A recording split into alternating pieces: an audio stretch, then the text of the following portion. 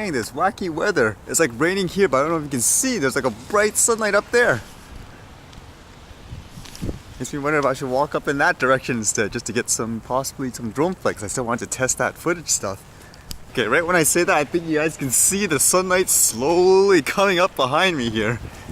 Okay, I guess we're going down here. Just hopefully it stays, but up there it looks like it's really cloudy.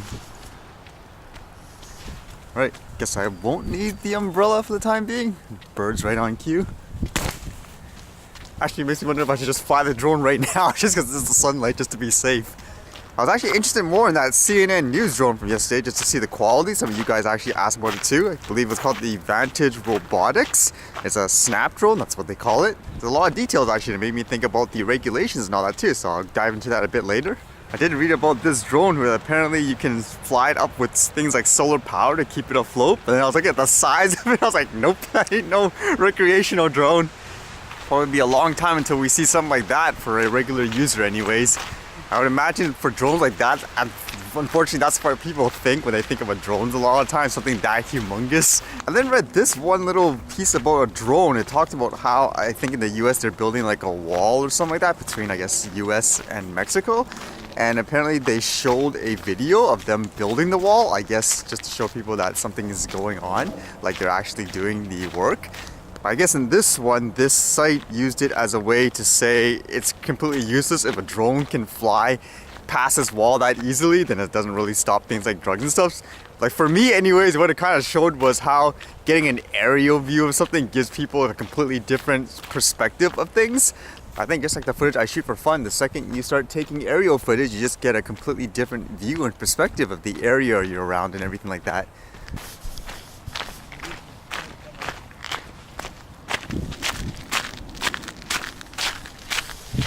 We'll create these cracks. And just for me, out of curiosity, wondering how something like that wall would handle things like a drone, it says here, don't forget that there are also agents, sensors, cameras, and other technologies monitoring the border enforcement zone. And this makes me think again, because actually one of you guys brought up where you feel maybe here in Canada they're making those drone regulations because they just don't want anybody using drones because they're afraid of people using them illegally. Like for example, people that are using it for crime. So they're just going, hey, here's a blanket law, here you go. But this kind of shows you too how fast technology goes and you just gotta adapt with it as opposed to just stopping everybody from flying it, just invent like technologies and stuff from stopping it in my opinion.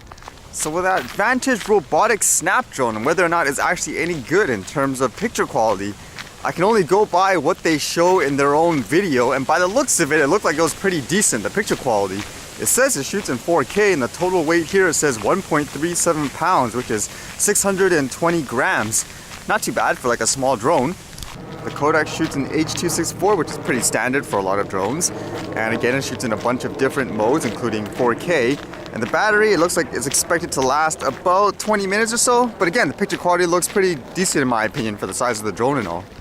Now, according to the price here, I think it's just a bundle discount price. It says it's about $900. So if you can compare it to something like with a DJI product, I mean, a lot of people often say with DJI, they'll probably won't be able to compete price-wise just because they have all the structure and everything like that, or infrastructure rather, to make this stuff really cheap compared to everyone else.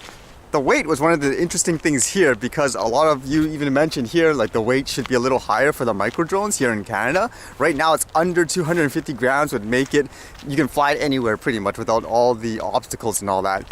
But the weight here, it says the battery weight itself is 220 grams. So think about that. Here in Canada, under 250 grams means you can fly the drone anywhere. The battery itself, like for this thing, is 220 grams. Yet in the US, they deem this thing as perfectly safe for the most part for like a news organization to fly over a large crowd. So it makes you wonder, like in terms of the common sense here, in terms of the regulations they're being proposed anyways, like whether or not it makes sense in terms of safety. Is it an overkill? Does it make sense? Is it based on scientific fact? I mean, based on stuff like this, you would wonder. It sounds like an overreach in many ways. Holy cow, just in time with the sunlight coming out. What I wanted to do with the test with the Mavic was I've been capturing mostly in a 160 shutter speed for the most part.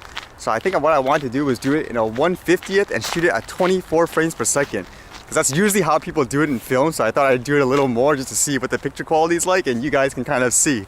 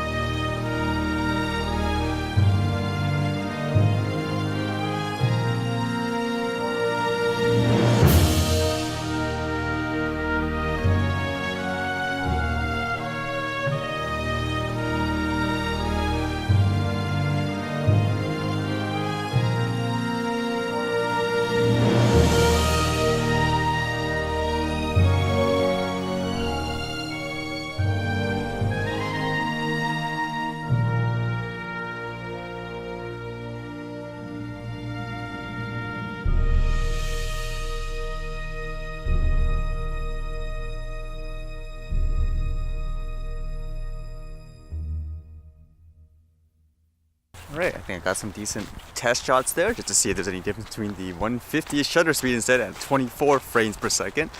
Again, that should technically make it more film-like, like what you would see in movies and stuff like that, just to see if there's any difference or not.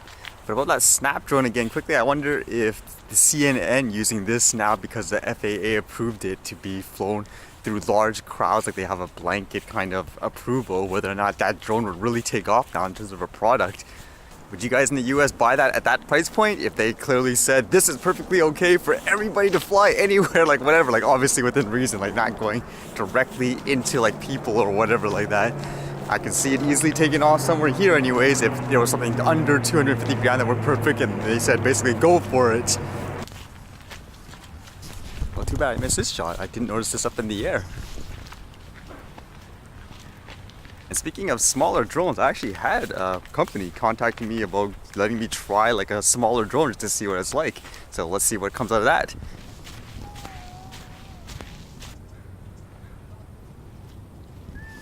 Holy cow, I need to try to get a drone shot of this one day, huh guys? Anyways, see you guys later.